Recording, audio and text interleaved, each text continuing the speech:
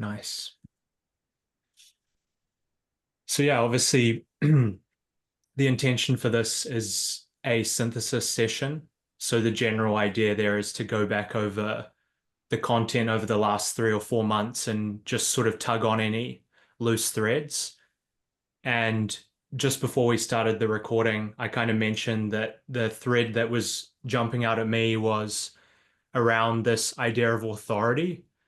But Jess has also just mentioned that maybe exploring the relational dynamics in the conversations themselves could be quite interesting. I like that. So I kind of want to open a space for that as like a primary thread as well.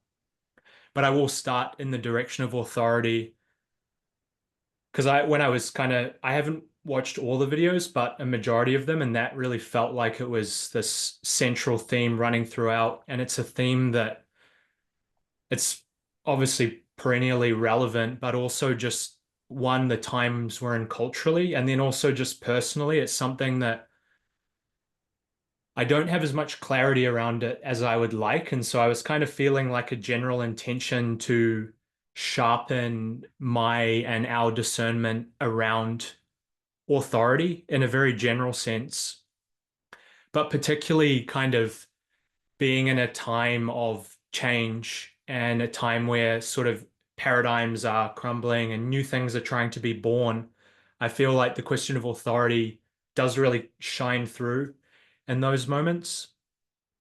And one of the aspects around authority that I've always found quite mind-boggling is just how unconscious the dynamics can be for a lot of people. Obviously, if you're a philosopher or a psychologist, you kind of have a unique insight into the way that like status and power and authority are really kind of these deep unconscious forces. But I notice in just a lot of people in my everyday life, sometimes all of their sort of appeal to what is right or what is good or true or beautiful for that matter is something that they are almost just mimetically absorbing from people that they deem to be in a position of authority.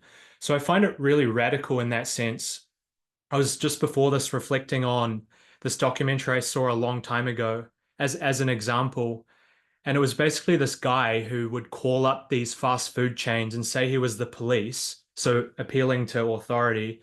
Then he would get the manager and say that one of the workers had done something like stolen something, and then through the phone, using that sort of role of police, sort of putting the tendrils through the role of the manager. So kind of like this double layer of authority. He would then get the manager to do all sorts of obscene things to the coworker. And he did this to thousands of fast food chains across America and the kinds of things that he was able to get people to do just purely on that basis of that like image. I mean, I get it and I see it everywhere, but it kind of does still shock me in a way. So there's that, like that is a phenomena. And then sort of how that then comes through in a time where our values, our spirituality, and our kind of religious nature is being called into question. So it's kind of like what kinds of discernments can prevent that phenomena from kind of seeping through into this revival of our relationship to the sacred. That's kind of this like core framing that is really alive for me. And obviously, even in these spaces and a bunch of the conversations you've been having, Tim, you're talking with people who are to varying degrees and with varying levels of humility, kind of standing up and saying, I have something that's worth paying attention to. And just a final thing, what I found really beautiful in the conversation with John was when he zeroed in on this tension between our transcendence and our finitude. And I kind of really see him grappling with that as someone who's been given increasingly more authority. And I've found personally, I've never been one to give authority easily unless I really respect someone. But for me now, like that humility is the essential starting place for any form of authority that I might be willing to project outwards. And so yeah, I'm really like I'm loving people who are really tussling with how limited they are in relation to how much potential they possess. So yeah, sort of drop that there and just let us sit for a bit until one of you feel called to jump in. Glad the cat's here with us. She wants to contribute for sure. She's going to be meowing throughout this, I think. So, I'll just jump in real quick and say that I was also listening to the conversation with John just before this, um, and reflecting on Tim's sort of looking at praxis and practice, and how the idea of ecology of practices, like when well held, is can be uh really like the those who have something to share, you can sort of take that on board, and you can try those practices for yourself, see how they feel. But also, if it becomes too top down from an authority saying this is what you must do, um then obviously it loses some of that. So trusting the authority to um to share certain ways into connection, or however we want to phrase it, um is is valuable. But you have to also have that inner authority to know what is your what's going to work for you specifically.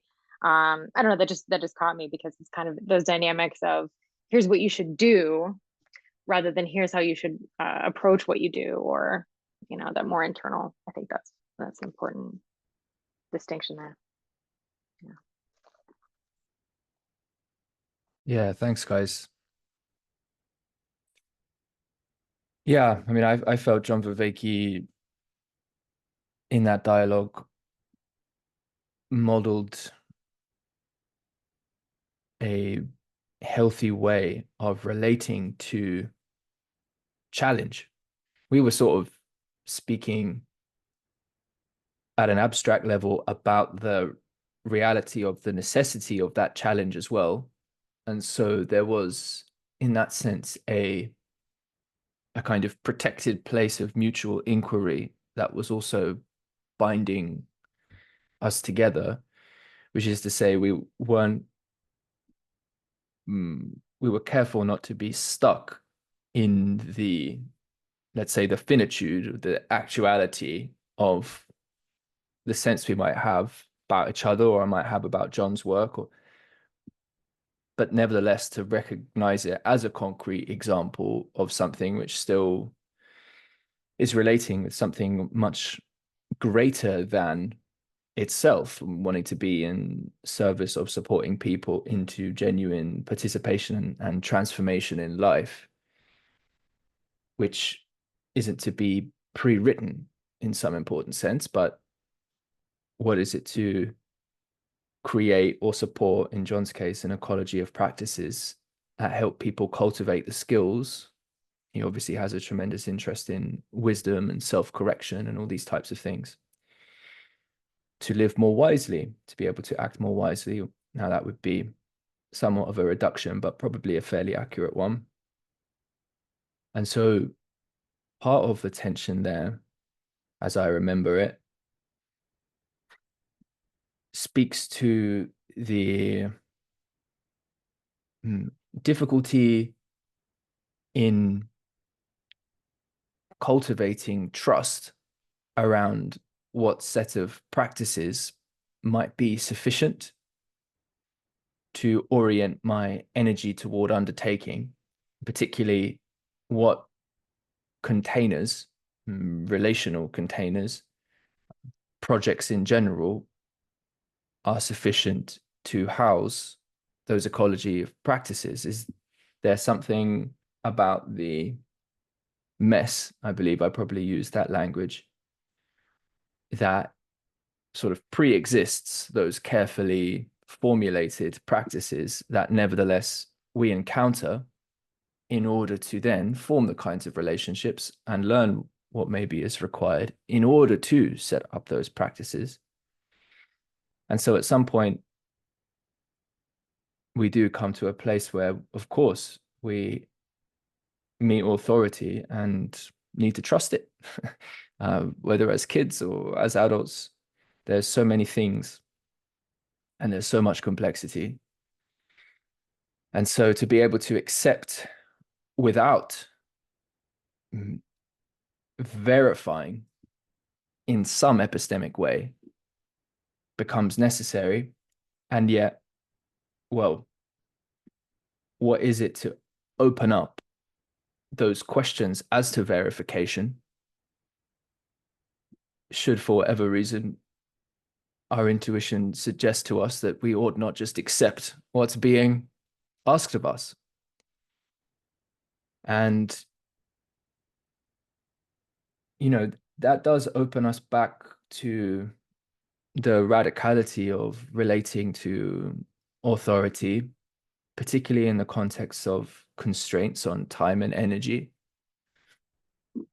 As I said to John at the beginning of that conversation, you know, who really wants to address someone who is there to potentially point out some cracks in their foundations? I think I used that phrase. And certainly I've experienced this in a number of ways. It's, look, I mean, if all someone is there is to critique you, but not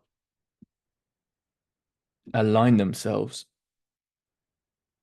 with energy to support or help build or whatever else, it's like, well, maybe I've got time for some of that, providing I trust you in some other ways, or there's just a particular time I can put aside to relate with it. But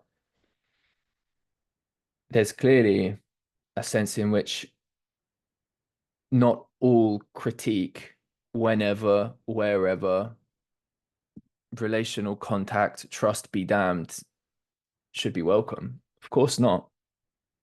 And so it's difficult, I think, to, well, we can certainly cultivate a skillfulness in paying attention to more or less relevant critiques. But one of the things that's quite present with me now is that if that critique is, or it might not even be a critique in a pointed sense, it might be working with a feeling, it might be working with an intuition, it might be an orientation which is still to bring to crystallization, and maybe can only be done so with others, or potentially with the person that you might be feeling that way about. And so if there isn't a pre-clarified set of, oh, I understand this fully, I'm going to stand in a sense outside of us to be able to give you this, you know, more or less objective, clarified description, then now, as someone in the position of authority, I have to discern whether I want to expend the time and energy working with you, stepping into your needs for communication in order to help draw out what is there.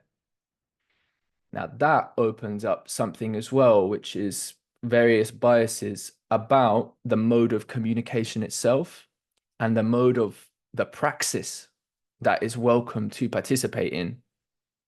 Because in a sense, it's speaking to the lack of a agreed upon practice that is, let's say, welcome time and energy wise to maybe address the dissonance or the problem or whatever it is, presumably, because otherwise one would just participate in that practice. I mean, and so, yeah, I mean, I would, with a similar line of logic, attempt to clarify ways in which I sort of meet that as a challenge in different domains of life, which is people want to get the measure of you now. You know, tell me what you mean now. I've got 10 minutes, I'm on the phone, you're trying to sell me something, I need to hear it, you know, but it's like, well, I can't, unless I step into a mode where I'm going to treat you more as an image. I'm going to treat you more as something potentially less than you are, but I'm going to sort of maybe guess that that might fit closer towards the ideal person I want to talk to. If I'm trying to sell something, let's say, let's just address you like the ideal customer.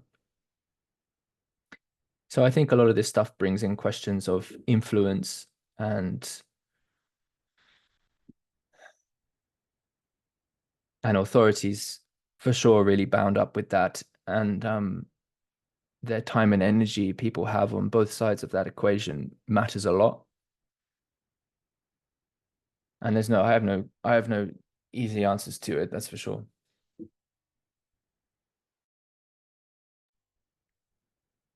Yeah, what's coming up for me is this like quite common experience that I've observed where it seems like the degree to which someone is granting you authority is the degree to which you have to take holding space seriously. And the larger that gap between that person and the authority, likely the more space is going to need to be held. Because there's something about being so submitted down there that tends to kind of restrict your voice. And even just that like difference in status is kind of has this like muting effect on the person who feels subordinated. And so, as you're saying, like to give someone enough space to actually sort of one, even notice that they're having feelings in relationship to you, and then to begin practice speaking to those feelings in a way that might actually help the relationship to stay whole is an extraordinarily difficult task. And I'd say realistically, like most people only have the bandwidth to do that with one other person to the degree that would really respect like a relationship, maybe a couple of people, but one where you do it really solidly. And so yeah, something about like just how quickly and easily an authority can exert itself in a way that silences that which is below it. And just the other sort of thing in that, when you're speaking about inner authority, Jess, I've also been thinking about that same relationship within yourself.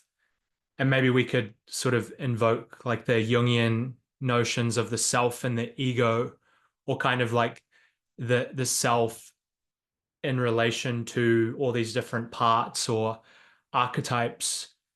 And it's sort of like even internally, like the inner system of authority is dependent on that space holding capacity. And I think that's why like meditation is such a strong ground for the psyche, is it's kind of like that holding space where all these voices that are subordinate can begin to kind of speak up and be encouraged to kind of express their needs. Yeah. And the follow-up to that, which I think I used the language in that conversation with John as well, was the holding space and the sharing space, where the sharing space would point toward that more radical reality that, in a sense, is, I guess you could think about it as as the context of chaos that predates the order of the holding space, but also, in a sense, also what those who are engaged in holding space are also in relationship with, you know, whether you wanted to speak about various systemic dynamics or as we speak, there's a hurricane in Florida, for instance. People can try and tape down their house and, good luck to them. But there's a sense in which there is this potential for force, which is capable of ripping up that which you're holding together. There's a kind of, there's a kind of contingency to the holding space, which is always in relation to our capacity to adapt and change in relation to other constraints. And that would suggest I would suggest,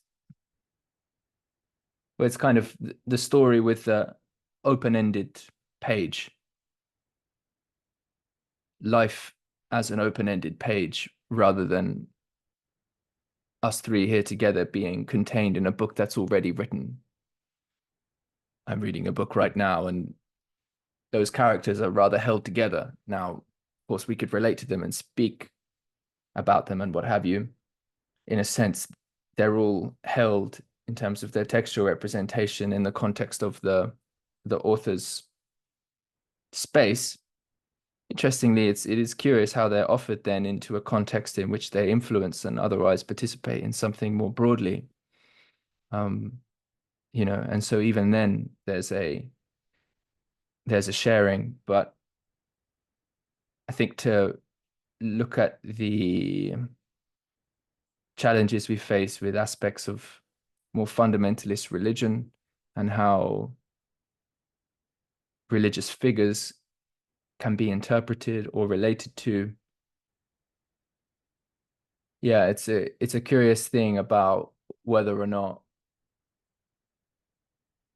one's sense of identity and security is bound up so tightly in a particular set of images which hold their space together, unchallenged, unquestionable constraints, versus taking the figure of Jesus, for example, just what form of relational contact can there be there? Just what kind of openness to, say, reciprocity or mutual participation in transforming the interpretive and general framings we might have about that. How much of those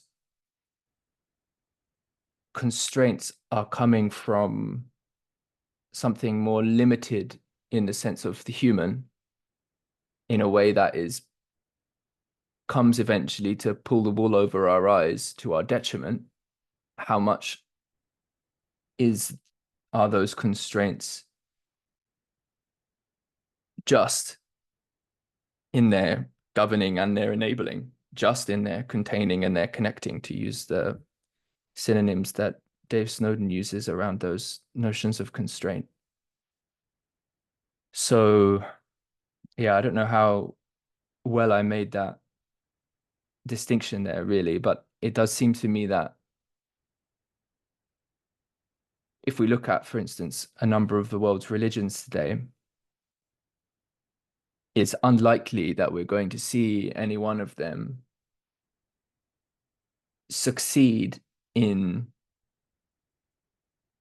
framing the other or holding the other within its interpretation that the other religion will accept. And yet, to the degree that that type of story, that identity, is predicated on it being the ultimate container, well, then at the very least, we're needing to relate with the reality of sharing space in the context of things which are attempting to hold each other and maybe are not able to. Or can we recognize a manner in which we can do both? What kind of identity, what mode of relating to uncertainty, mystery, exchange, all these types of things could be necessary in order to, in fact, be able to, well, maintain civility in the context of change? Seems to be the context of technological change, various other changes, and, pretty low bar, just maintaining civility. It sounds like the most English diplomatic thing ever, and yet, it does become kind of critical to find something that people will agree on, presumably, unless you just want to play purely in the game of disagreement. And where does that lead? Not civility, presumably. And so that brings us back around again to it's almost like the pre-written, pre-specified authenticity, value, love, care, attunement can we address in a mode, can we address from a place that is sufficiently transcendent of how one identity or group has come to crystallize their sense of what matters? Is there a mode of speaking from a source that is of that, but also not only of that, in a manner that resonates, that there is in fact some bridge, some mode of meeting that might dignify as well as open a path toward a more real integrity? And there's an authority mismatch in a lot of that, for sure. How that translates itself across mediums, languages, given constraints of time and energy, that becomes just absolutely a central challenge. And it's certainly not always the case that I have the opportunity to speak with people who care about the conversation as much as I do, that we're both in. And so, you know, I'm grateful for that, because I certainly notice how much less of myself, how much less quality, how much less value, how much less integrity am I able to presence when there is that squeezing from someone who doubts in a way that is seemingly preventative of the very possibility of addressing the doubt. But of course, the doubt is relevant and in many instances very appropriate. And so communication just looks like this unending skill that can be developed.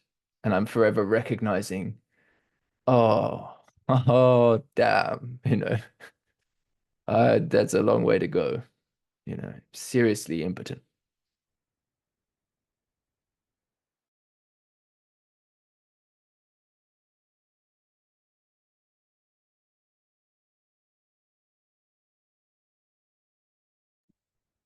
I'll just say briefly this sort of image of the hurricane, and which is a tragic image, but sort of the taping down of things as opposed to like building giant rods that go down to the core of the earth or something like that. It's a horrible metaphor, really, because that sounds even worse, the giant rods, but, or maybe even better, like, is your house a part of nature itself, such that when it is destroyed, it regenerates, like in a way that's beyond your own will?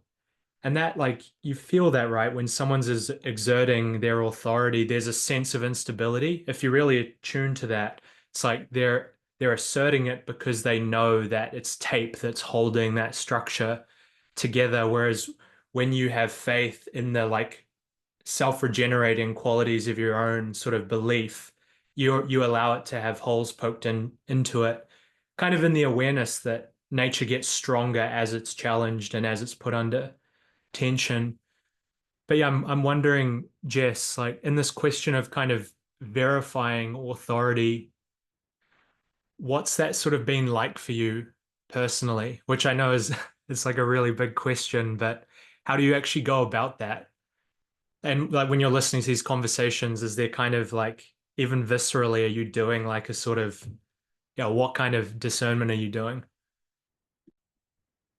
Yeah, that's actually a great question, and one I can speak to, which is great, because I think my way into a lot of these conversations is about my own inner experience of them, and then witnessing the relating happening between. It's yeah, so beautiful. Okay, yeah, and I have thought a lot about this because it was essentially kind of instantaneous when I found these voices, some what's I guess 5-6 years ago, um when I was like, that that is, there's something in there, there's a tonos to it, there's a an inner feeling of, okay, and humility is a huge part of it. Witnessing the humility in authority. Actually, Forrest said something in the conversation about like humility and the willingness to undergo humiliation. So not just kind of this authority that is like, sometimes you'll see people kind of like downplay themselves in a certain way, or they kind of like self-consciously, say like, don't take my word for it or whatever. But then there's also like the deeper level of that where one is like willing to show their foibles, their, as well as their earnestness. There's just like I guess kind of maybe a bit of vulnerability. But my inner experience is, well, actually we were talking before the recording, and Tim was reflecting on like when we first connected, and I had listened to one of Tim's earlier videos, and there was this the tone that I picked up in there was this like speaking to the middle in a way that I hadn't heard before. And this feels so long ago because now I'm like used to identifying that like here's someone speaking from a kind of a balanced perspective, that isn't trying to get the nervous system all worked up. It's like, let's look at this. But at the time it was like quite revelatory to feel. And then the way that someone speaking from a place of balance, or from their own inner authority, I guess there's something that comes through that helps me to feel my own tuning fork, I suppose, being like activated. And I feel like I can just, I can hear that as it comes through. I'm trying to think what else I would speak to with that. I would probably also see it as a meeting of head and heart, which I often am feeling into in these conversations. There's true care as well as intellectual clarity. And of course that's embodied as well. So really you got the triple there, more than just head and heart. But yeah, those are sort of powerful elements of authority. And there have been times in my life where I've invested someone with, a position of authority. I think we've probably all been through this, and then had to kind of watch that crumble. And then it's, well, maybe another way to put it is you see their full humanity, but if you really put someone up there, they have a far way to fall. And sometimes if you've put too much into that, even though they may have said things that sent like huge signal that you're like, wow, okay, this is someone I can trust. And then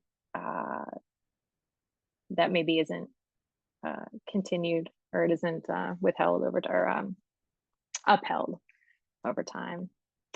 Yeah, just I guess those are my initial thoughts about that.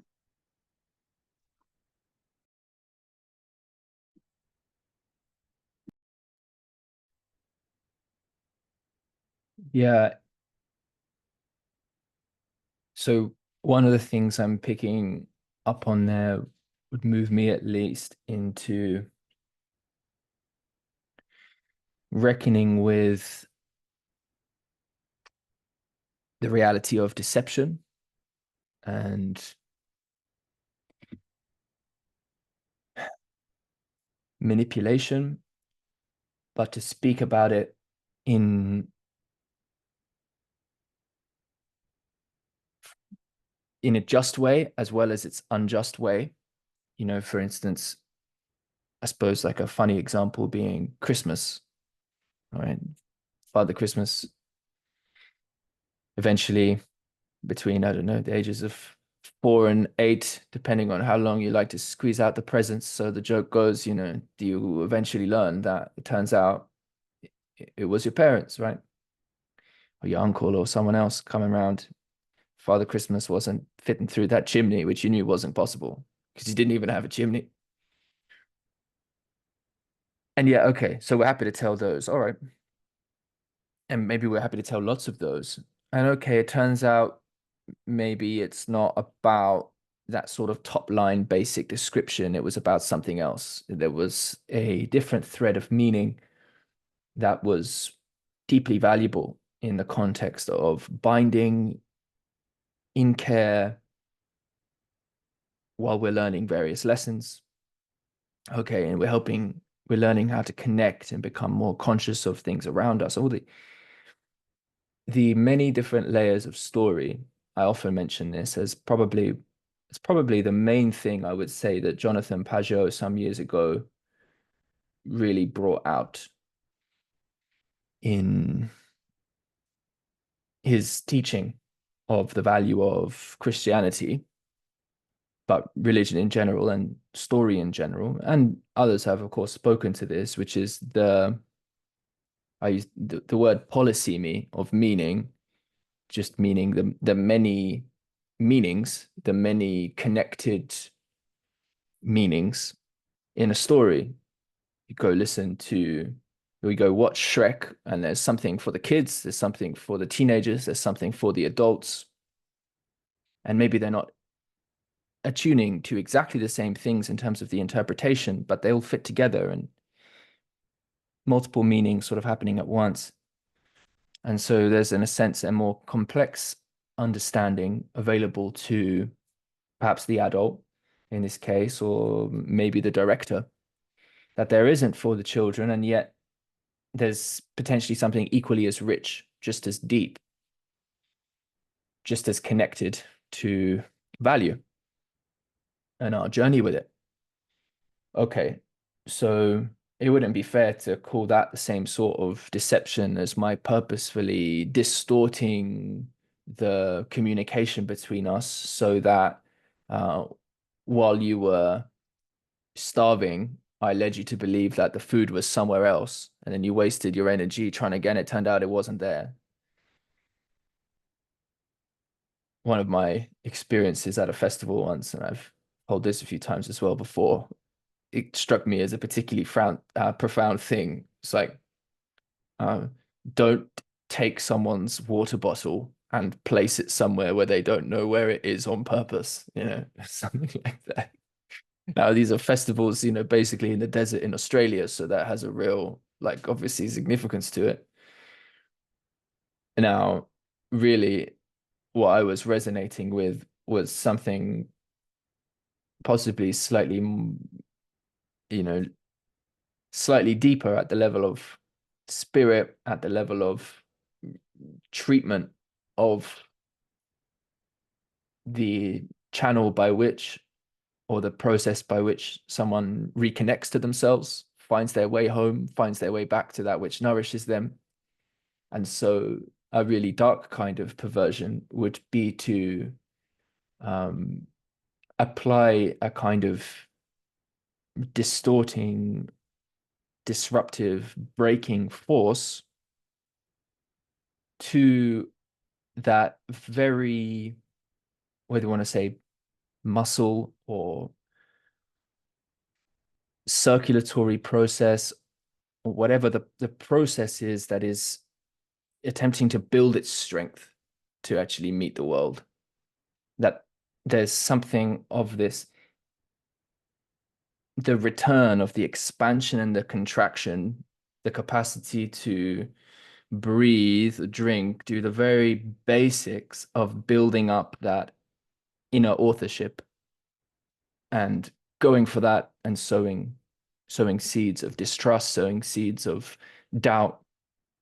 A typical one that happens, to children is being told that they're awful singers. That kind of makes the point well. And they have a traumatic experience learning to sing, and often for the rest of their lives, whenever they open their voice to sing, and of course they might not have been practicing, and so the notes might actually be quite a way off, but it's because there's something about their voice which is just horrible, right? And that's and there's something which is really perverted, that self-confidence building, strengthening relational connection way back when. And so, okay, in the context then of opening back out to, in a sense, questioning authority. I mean, here's something that often can really, one of the things that can dislodge me. Hesitate to say it too much, given how much share these things, but so I'll just give it a bit of an abstract dressing.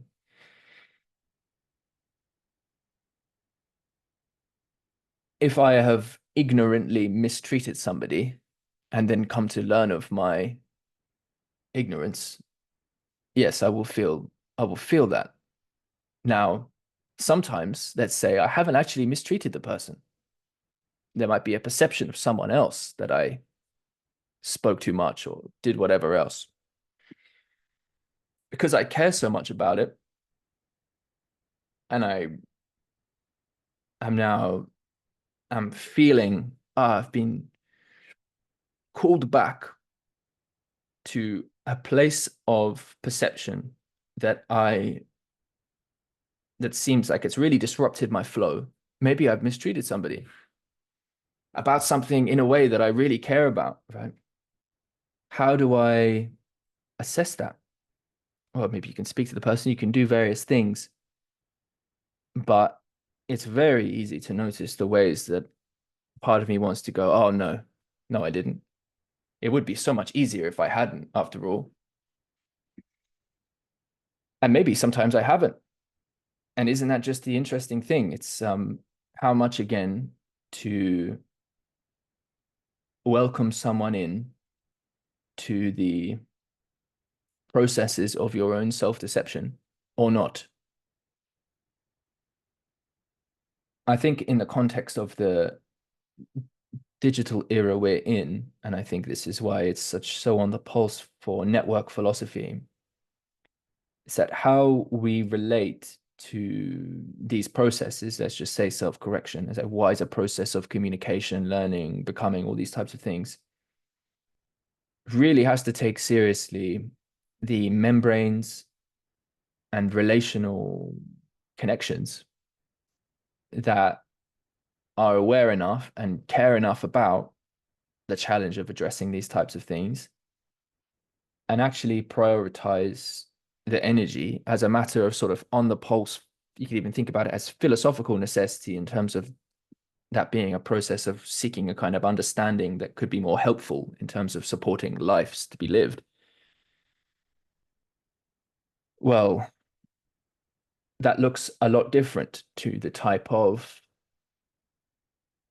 and it's also a lot more vulnerable. It looks a lot more different from a content capturing, attention capturing mode that we're used to. It involves hopefully more protection, but less safety in a particular sense. And is very unlikely to be the type of thing that's appropriate for the vast majority of people to carry out in broadcast public. But then in the case where, because of the various predators around, right, moving around the water, distorting the mirrors.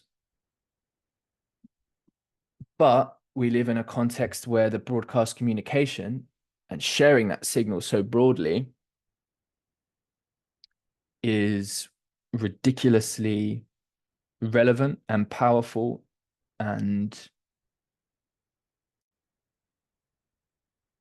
it's a prime mover of the kind of currency that ends up being converted to the energy that would seem to support a lot of the time and energy necessary to spend the time in relational process to relate with more integrity about the very notions in question, the very realities in question. And so, yes, encountering, let's say, another who is playing a broadcast game for the sake of power is a really different kind of thing to anything we're seeking to. It's a very different kind of thing to the kind of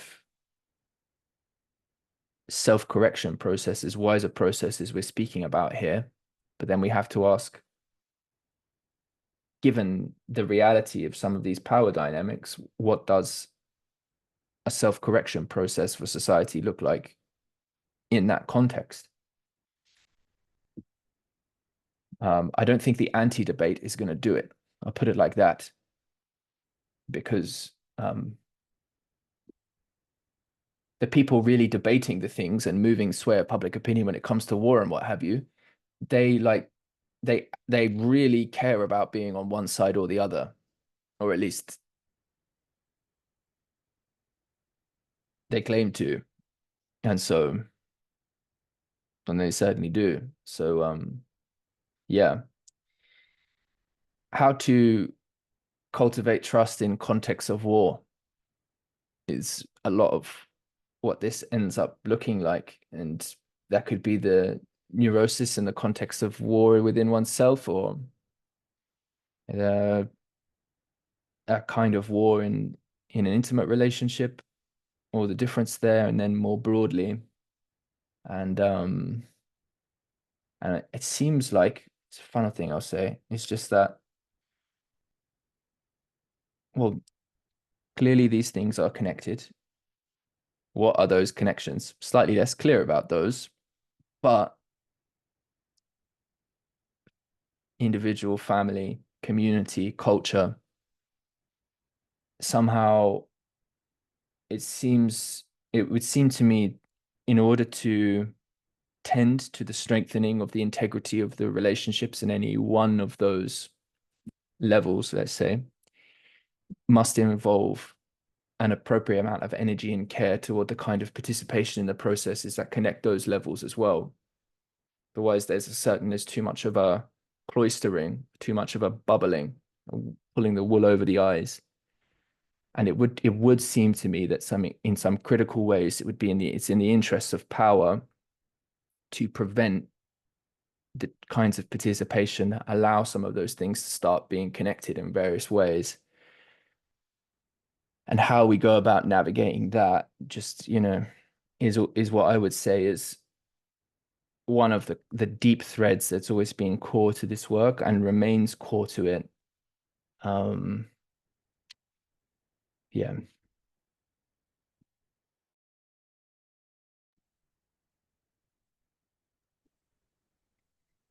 Yeah, Something so came to mind, go for it, Jess. just kind of a quick anecdote, because you're talking about the anti-debate, and speaking of around authority, I made it through about 15 minutes of the vice presidential debate a couple weeks ago, and I noticed this this rhetorical move that they were both pulling, because they were the vice presidents, so the vice presidential candidates, and they would do this thing where they would say, I agree with you. Like they would make this move toward consilience and say, like, in theory, I'm with you. Like, we agree on this, but it's the president. It's your top person who is taking an extreme view on this, and that's what I can't get on board with. So there's this like almost performative, like we can find consilience while also continuing to distance by saying, like, and then advocating authority up the chain, even amongst these powerful potential leaders, so where do we find authority when even those who seem to have some power are manipulating that mantle, I guess. Just one other thought that came up, Tim, as you were talking about the context of digital networks, and I can't remember exactly what thread you're on, but I wrote down the idea of like helping each other to improve our relationship with reality. That's something that I've taken from a lot of things. I'm trying to, through partaking in these conversations and listening to things, there's this way in which it's about I guess John Vervaeke would call it the optimal grip or whatever, to yeah, to have a true sense of reality. And that also kind of includes oneself. So there's a way in which people in your life can serve as like a check and balance. If there's trust there, then they can say, hey, or maybe, you know, as you get older, you know, after your vulnerable child years, someone telling you you're actually not that good of a singer could potentially improve your relationship with reality by seeing where you are, where you have to go. Um, so that came to mind. And then I also was thinking like the challenge of a digital network is that it's sort of in this well, virtual reality. And I often find myself wishing that we could like be in embodied present, um, and going through like the muck of life to see then what comes of it, you know. So yeah, just some scattered thoughts there. Yeah, something that's coming through there in both of what you said is, I guess it's ultimately like proximity, like how far away is something. And it seems like in one sense, the further away it is, the more it can kind of maintain its perfected appearance. And sort of as it comes closer, it starts to become more real and the little bits kind of hanging out are kind of just there. And that's interesting, like in the context of the child with Santa, because we're sort of, I guess when you create that image of Santa, you are like creating a distance between the child and reality, but you're doing it to, as you were saying, Tim, you're creating that space to kind of nurture them. I guess it's holding space again, right? Like it's literally holding space, that image, so that the kind of chaos of that potential doesn't come crashing down upon the child. So yeah, there's kind of like, it seems like we have these, as you were saying, like images that can hold space for us. And maybe like if we want to appeal all the way up, we can kind of go into something like the image of God that can kind of hold this sort of indefinitely large space for us. And maybe inwards, like that's the self kind of performing a similar function. It's like this indefinitely large space that always has the chance of renewing, like whatever steps inside of it. But you're kind of hoping that in that process, there's also a way in which you are coming, as you're saying, just like closer to what's actually real. So it's kind of like that projection is serving this function of like mediating between your like ideals and the reality that's actually in front of us. And so yeah, that's like really interesting contrasted to like actual deception where someone's doing that for self-interest. Um,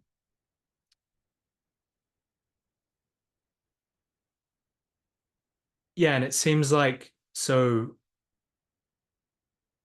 we can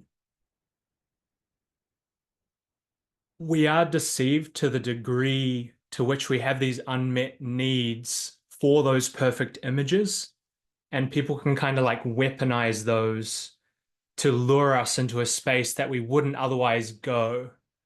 And so yeah, there's something about like we need those images for our own safety, but if those images are mistreated, they actually become the tool by which someone can lure us off the path. And that just feels really tricky, sort of, yeah, like needing to dance with those images, needing to take them seriously, to like participate in them, to be animated by them, but kind of being very aware of where those might be pathologizing and just like bringing it back right down, like what unmet needs do I have that those like projections might come pouring out of.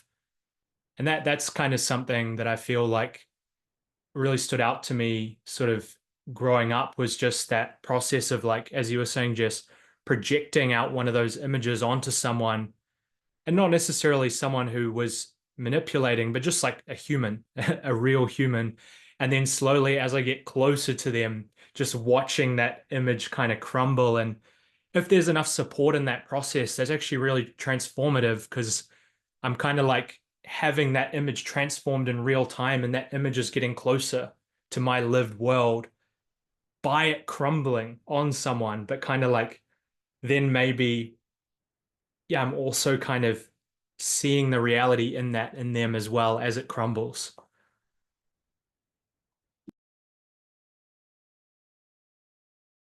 That's some deep stuff. That's some deep stuff. Yeah. Yeah. Yeah, it's interesting. I don't,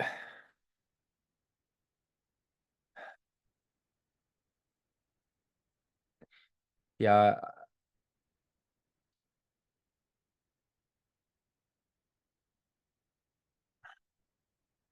you know, that it's interesting. I obviously felt a desire to say something, but not actually to follow that in some sense, because it's just to leave that as it is. I remember once I attempted to communicate to Jordan Peterson something to do with the first notion you articulated of the deep existential pitfalls of holding on to that perfect image. And yet the hope that seems to, so the image that came to me there is some water from a tap. The first drops that fall, depending on what the container is they're a part of, whether it's the most exquisitely carved object you could imagine, or the perfect bowl or something, or it's just a strange, formless, whatever. Something of the, obviously not suggesting that the water necessarily, well, it's interesting. If you there's a book that's about water that is, it freezes in different shapes and vibrates in different ways according to the sounds that it hears, the energies that it's in relation to. And of course, you might have seen those videos of sand that vibrating notes from an orchestra or some electronic system plays, and you see the sand vibrate in these tremendous geometric patterns depending on the resonance. So we could project onto that some sense of the desire that might be inherent in the water or the sand to take on some form. But of course, I'm not necessarily making that as that's how, that there's some sort of necessary drive to be one shape or another. And yet there is a sense in which, in these remarkable ways, system and nature and process seems to gather itself together in manners which are on some, I don't know if it's a continuum, but on some axis of aesthetic, on some axis of beauty. And can we recognize some will in reality toward the binding together in more beautiful way?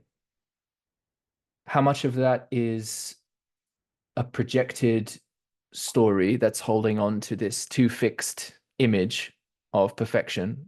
How much rather is that actually an affirmation of an orientation towards beauty, which, although it cannot be totally attained, is yet nevertheless necessary in some sense for life to hold together and to affirm itself, in a sense, in its deepest way, to beat the beat of what it is, to be what it is, to be what it can become. And so, yeah, it's a very interesting thing, again, to bring it back to the finitude and transcendence, to relate with the reality then of death and endings and chapters that close before we think they might, and yet at the same time to be for endings that we might never get to see, and to be for endings which therefore are in fact new beginnings that we might not get to live through. And sometimes we do. And so, yes, what does seem to be the case, though, is that there seems to be a greater intelligence to the system, to the body, to the relational field that's present in any one instance of a breakdown or life getting too much or the cracking of that image or the impossibility of it or the blinding wonder of it one moment and then the stark, painful disconnection from it that might be felt. It seems to be the case that with love, care, there is an opening yet again to the kind of growth and strengthening and deepening which may come to metabolize and incorporate that experience and continue to participate in that which through that very process begins to reanimate that image, if we want to speak about it at that level again. So we're kind of recognizing is that actually we're speaking about that image in some, if you was to, in some third person sense even, often we're taking for granted the reality of the support and the love that is present that turned out not to be dependent on that image that you had in your mind necessarily, or that image in the mind's eye. And so, yeah, often the support to simply breathe it through and wake up and smell the roses, you know, wake up and come back, eh? It's all right. Hey, here we are, imperfect as we are, you know. It turns out to be a return back into the beauty and love that was desired, perhaps, in the capture by the image. And so, yeah, it does strike me that, you know, obviously healing is such a tremendous part of all of this and context that can really support being with those transformative processes that support the reorientation. It seems like, you know, the philosophy can be very helpful for certainly supporting the mind to both affirm and release. Often there's, you know, often but I wonder about the very notion of releasing. If again, it's not happening in a context of trust and support, well, that's going to be resisted tremendously because I'm going to be wrong. I'm going to be thought an idiot. I'm going to be potentially in danger or whatever else. And so, yes, I think this is why we sort of often emphasize the deeply human and relational aspects of philosophy as distinct from just that intellectual enterprise, because without those, it's actually not, at the very least, you're tremendously limited, so ridiculously limited to actually undergo the transformation of one's own perception, one's own identity that's actually necessary to think in a manner that engages with not knowing. So, um,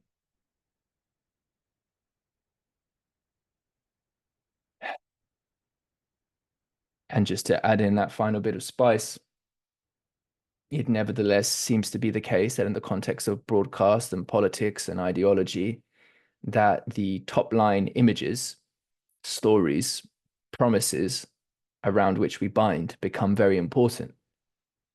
And so, yes, in some of the, I think, conversations that we've had privately, also ones to come, I think these will be continuing, ongoing threads, these questions of binding and treating those processes with care.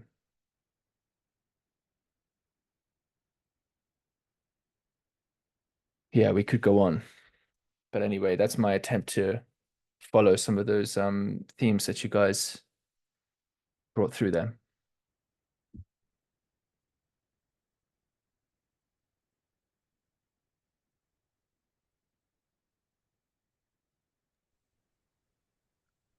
I like that move to kind of remembering the image is actually sort of participating through you. And it seems like all that's really happening when we're projecting authority is we're kind of hoping to outsource that image temporarily so that we can kind of come back into relationship with it and to kind of, yeah, like it seems like the only real role of authority is to kind of give you some space from the things that are already within you such that you can kind of then re-relate to them to then kind of take that back up in your own life. Yeah, I'm curious with these sort of like projections, Jess, if there's anything you feel or you've seen sort of when relating to these spaces or this content that you've found tricky in that regard, like kind of the cracking of an image or placing certain images in certain ways.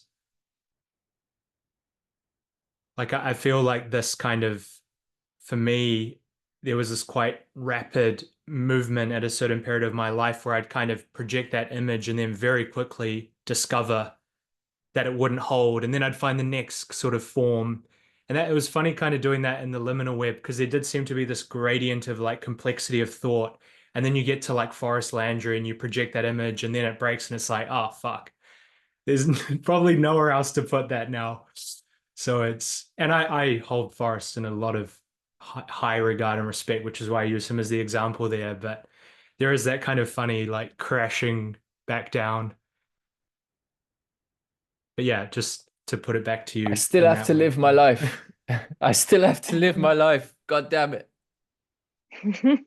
Yeah, can't just be up in those realms. Yeah, with the ideal projections. I was just thinking of a book that I came across recently. Actually, it was really funny as I was reading it.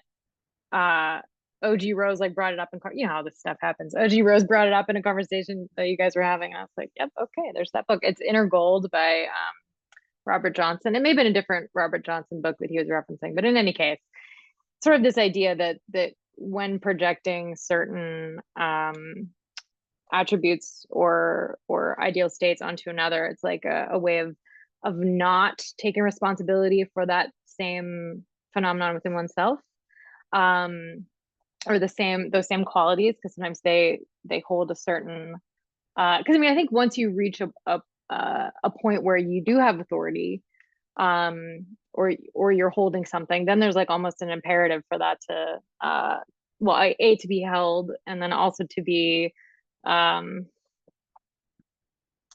brought out into the world and like tested, and then you gotta test that with reality.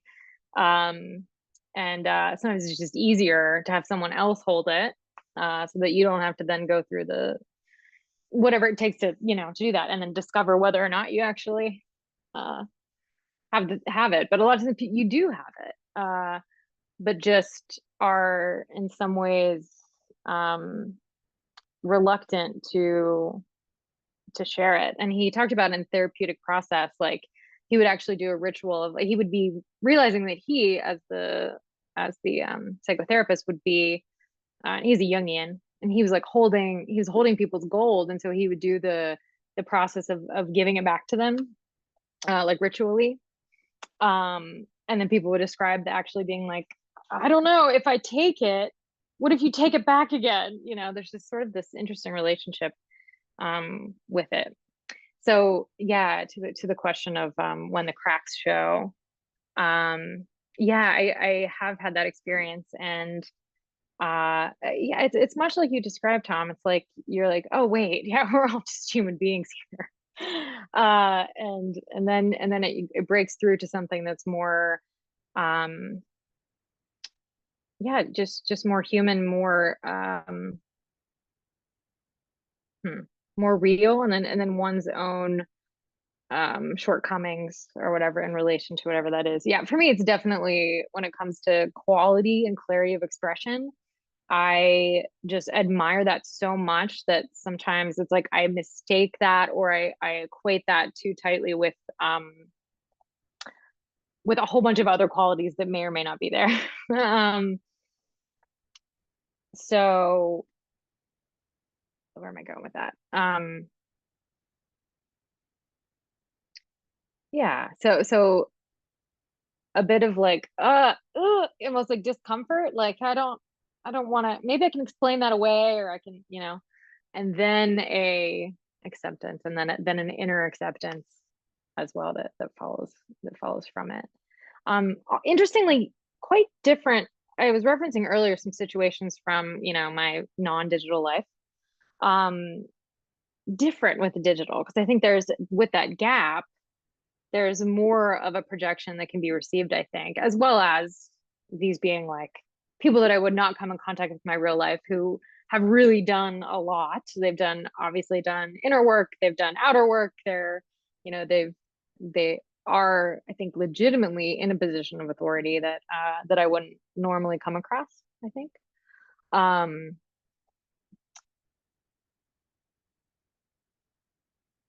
Yeah. Um,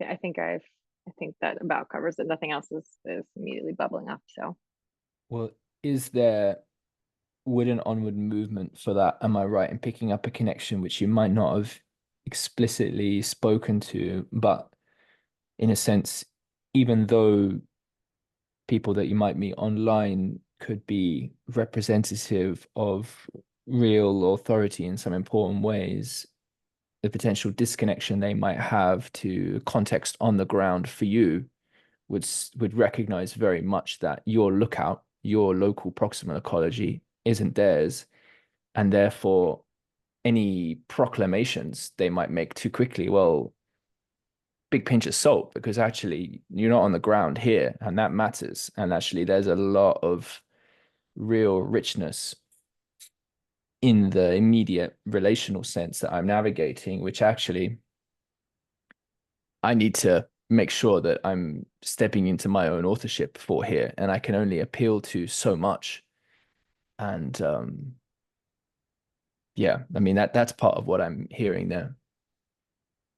yeah, that makes sense. And there are certainly ways in which conversations will be abstract enough that they can then be extrapolated into real relationship. There's like certain like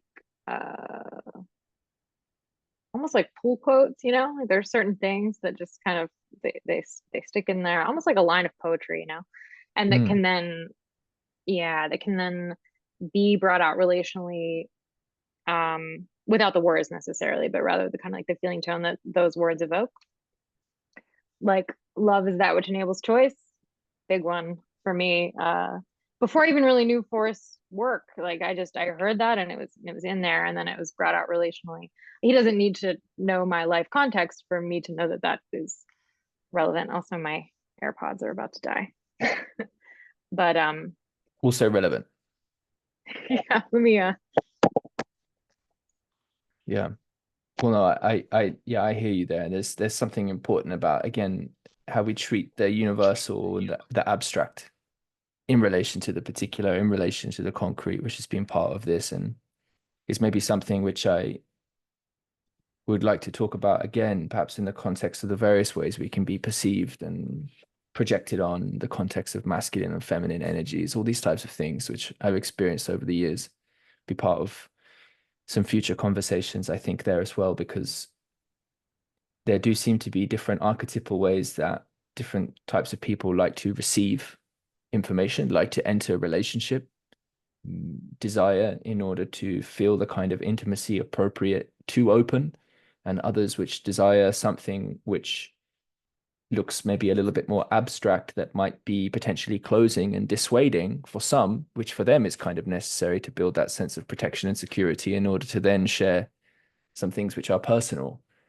And there can be ways on both sides, or on the various different sides of this, that we can hear someone and think, oh, that person it's all just words. Where's the person in it? Where's the story? Or it's all just story. Where's the sense of like being able to step outside of that and actually connect with me in this other way?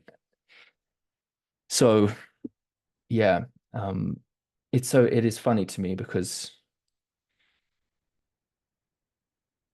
yeah, it is just interesting that one can more or less share themselves with pretty decent symmetry in this context or another context, and come to be either liked or disliked.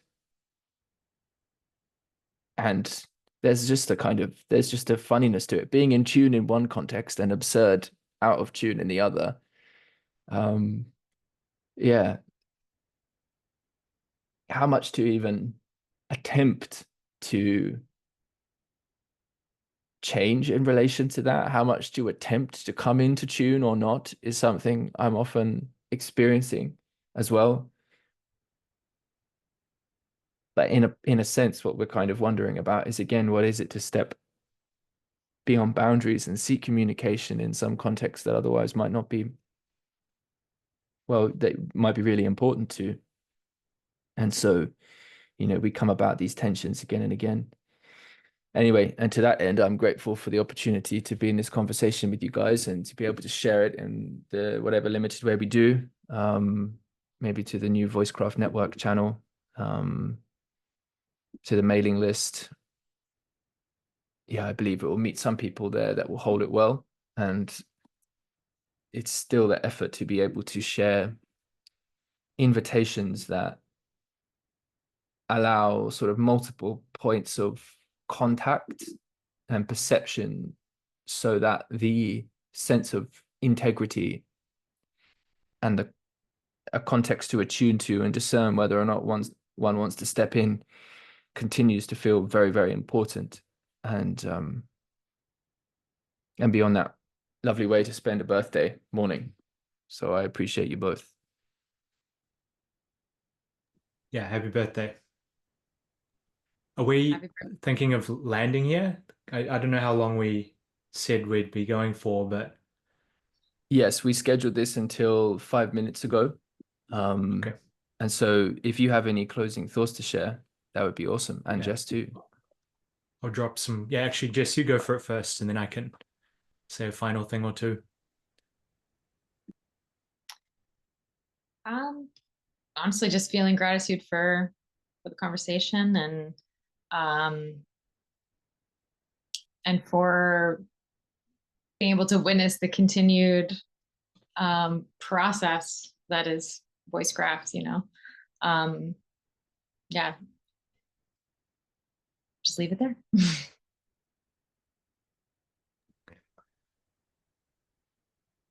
Yeah, I'm finding myself increasingly just wanting to be in environments where there's a way I can say this and it'll just sort of fall away, but there's something really real here for me. But just like environments where the images have kind of found a back seat, and there's just kind of like just a genuine and authentic, which again can sound like buzzwords, but just kind of people like exploring. And I guess it's the sharing space thing. And I think a lot of that, like the pressure of those images has it's not being bypassed. Like it's not like anyone's trying to say that we don't need them, but their significance is kind of more being found and pegged to just the kind of genuine exploration and curiosity that's unfolding. And it just, for me, that it just has just a different feeling when I kind of know that,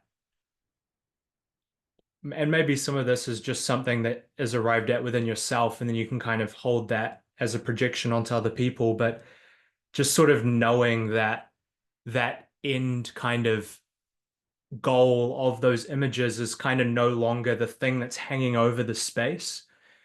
And I feel like that can show up in so many subtle ways, and I'm sure it's there to some degree all the time. But yeah, that's what I was looking forward to today. It was just kind of like coming in here and talking about things and having a loose sense of a direction, but kind of just seeing like, yeah, what's going to come out and kind of knowing that there's an authentic voice for each of us that can be found.